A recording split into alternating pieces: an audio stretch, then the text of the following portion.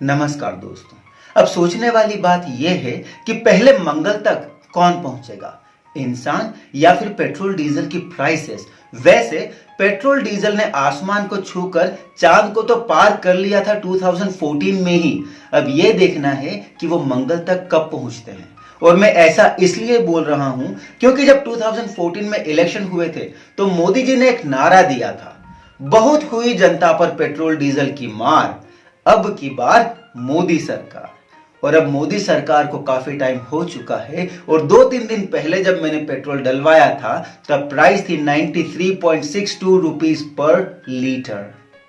दोस्तों, अगर हम पेट्रोल और डीजल की ही बात करें तो दिसंबर 2019 में जितनी इनकम हुई थी एमपी सरकार की, उससे 1000 करोड़ ज्यादा की इनकम हुई है एमपी गवर्नमेंट की दिसंबर 2020 में। यानी जो इनकम है वो ठीक ठाक चल रही है। पूरे देश की अगर आप जीएसटी कलेक्शन की भी बात करो तो जीएसटी कलेक्शन भी लगभग नॉर्मल हो गया है।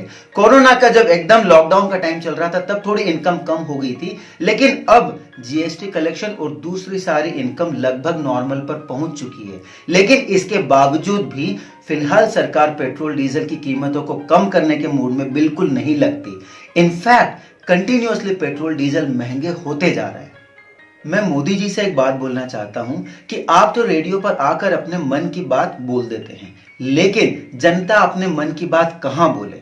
आप जनता के मन की बात को क्यों नहीं सुनते हैं, क्यों नहीं समझते हैं।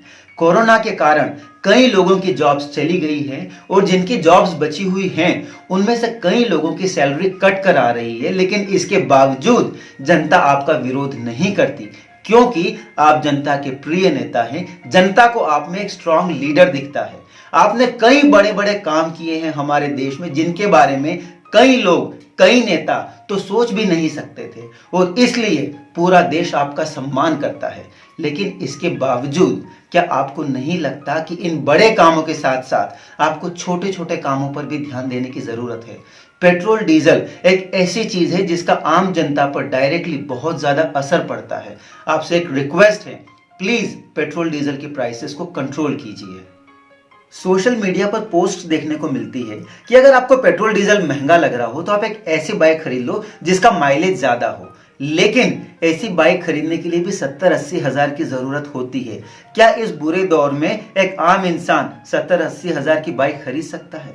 और कई लोग जो इन जनरल भी एक बिना एवरेज वाली बाइक नहीं चला सकते थे, वो पहले ही ऐसी बाइक खरीद चुके हैं जो एवरेज वाली है, लेकिन उसमें भी पेट्रोल डलवाना उनके लिए मुश्किल हो रहा है। और इसीलिए मोदी जी, प्लीज आपसे एक रिक्वेस्ट है कि आप जनता की प्रॉब्लम्स को समझिए, प्लीज उनको सॉल्व करने की कोशिश कीजिए।